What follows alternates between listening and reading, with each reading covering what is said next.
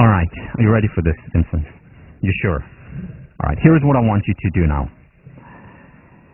I don't know if I want to do this to you, though. All right, but I'm going to do it to you anyway. I want you to draw here on this part of the board. I want you to draw. Are you ready for this? You sure? Okay. I want you to draw a circle. Take your time.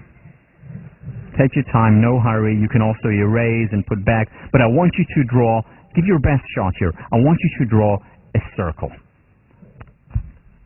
We have half an hour, no hurry. In the meantime, we'll meditate. Yeah, I didn't mean it literally half an hour, but okay.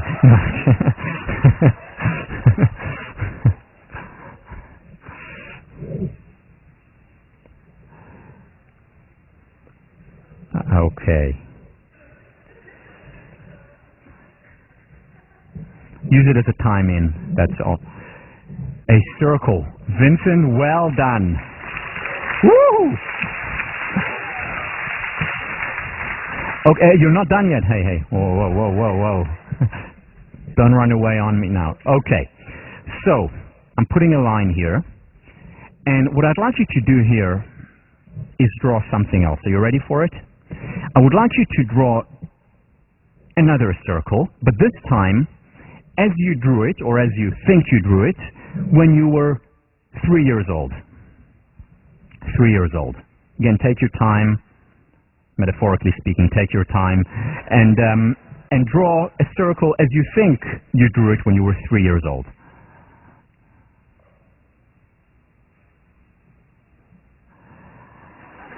All right. Yeah. And that's when his parents said Van Gogh was reborn. Can you draw it as you drew it when you were 3 years old, please? I know that there are many very talented people here, but we want some real... Okay, all right. Still very talented 3 years old.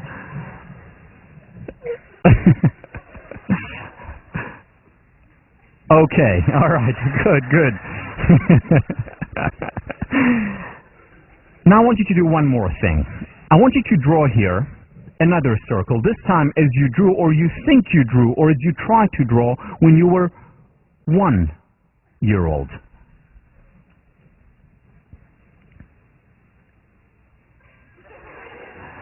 Okay, still a very talented 1 year old, but a 1 year old nevertheless. Good.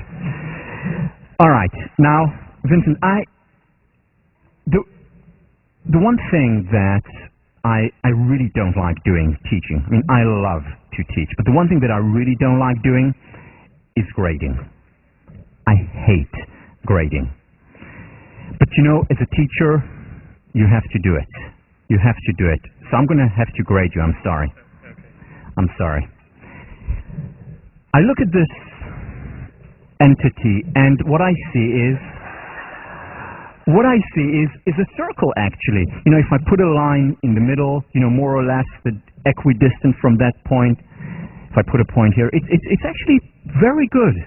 Very good, Vincent. Well done. I'm proud of you. Well done. You passed. Yes, exactly. But, I can't help but looking beyond, and I get here. And, I'm trying to find the right word here, and what would the right word be? Disaster, maybe? I mean, Vincent, please, this is not a circle. And this? I'm sorry. I'm sorry. It's tough being a teacher,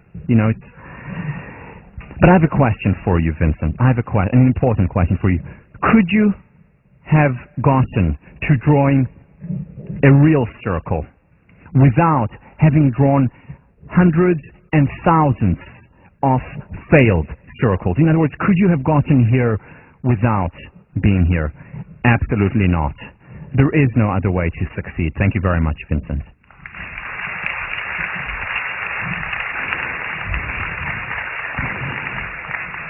Learn to fail or fail to learn. There is no other way. I'm a psychologist, and you know what psychologists do?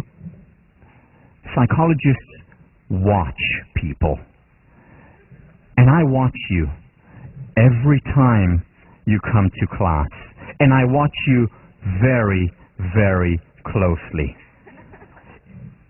And you know what I see? Again, this takes a lot of insight and experience and wisdom, but you know what I see every time when you come into the class? That you all are very good walkers. Terrific. In fact, you know, what you do is you come in and you lift your left leg, and then your ankle slightly is moved up, and then very gracefully, as you put it down, you lift your back heel. You do it so beautifully, so elegantly, and you know what? You pretend as if you're not even noticing it. So at the same time, you're talking to a friend. Some of you are even chewing gum at the same time, which is more than Einstein could do. And then you lift up the back leg, and again, so gracefully, just, you know, you bend your knee slightly, this action, and then you move your arm at the same time. It's a beauty. And then you just swing your hips slightly, you know, just this action. Have you considered a career in modeling? I mean, really nice. And then you put here, and then you're talking and you're smiling, and you pretend as if there is no effort involved. Well done. Yes, you deserve it, absolutely. But here is the question: could you have gotten to this stage, to being such good walkers, without having fallen hundreds and thousands of times? Not even Vincent could have reached that stage without it. It's not possible. Learn to fail or fail to learn. And as kids, we know it. And you know, we fall down and we maybe cry a little bit if it hurts, but then we get up again and we fall down and we laugh. In fact, let's see an example of someone learning how to walk.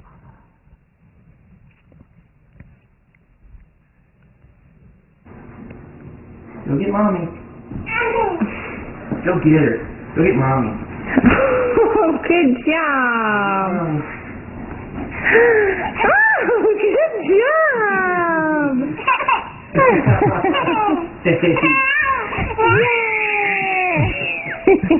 Hey, Sophie.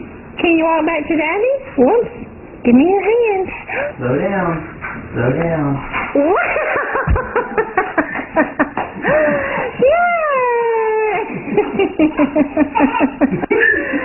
She's so hyper. Go get mommy.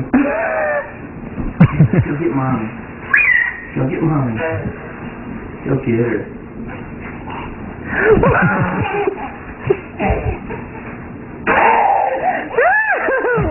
Take your time, baby. Take your time, baby girl. Slow down. Are you excited that you can walk now?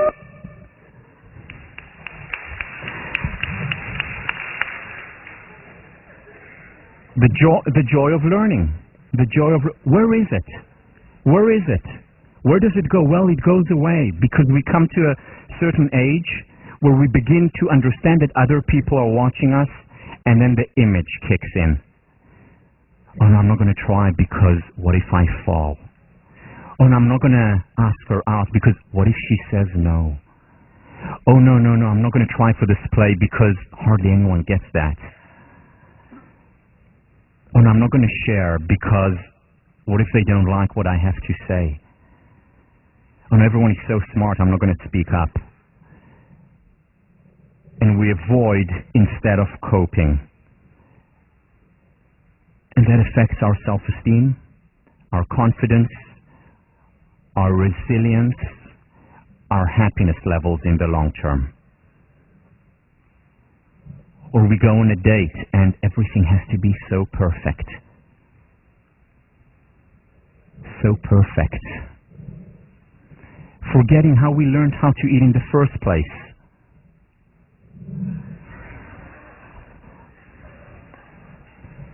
Learn to fail or fail to learn. This is not actually a concrete recommendation for your first date. I don't think it will work. But remember how we learned. There is no other way. No other way to grow, no other way to learn No other way to become more resilient, happier, more successful.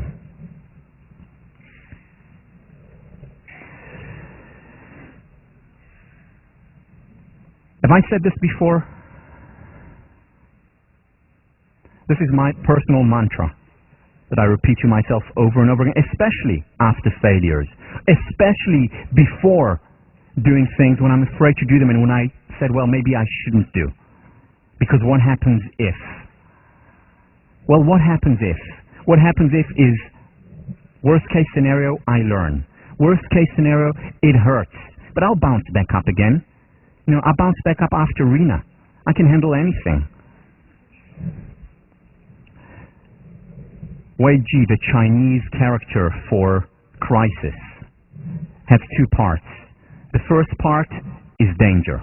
This is the top character. The bottom character, opportunity.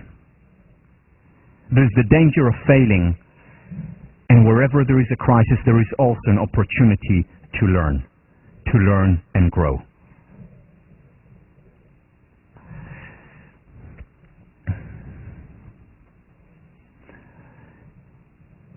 Edward Hubbard, the greatest mistake a man can make is to be afraid of making one. I want to show you an example of a person who made mistakes, who failed time and time and again. In fact, I was thinking of labeling that person or giving him the position of the ultimate failure. And here is why. At the age of 22, already, just started his new job, lost it. Didn't leave, he lost it. At the age of 23, decided to go into politics because he wasn't doing well in other jobs, but didn't make it there either. And then he went back to business, didn't make it there. At the age of 27, it was just too much for him, just too much, and he collapsed, had a nervous breakdown. But then got up again after falling, and at the age of 34, 7 years after his nervous breakdown, he ran for Congress, wasn't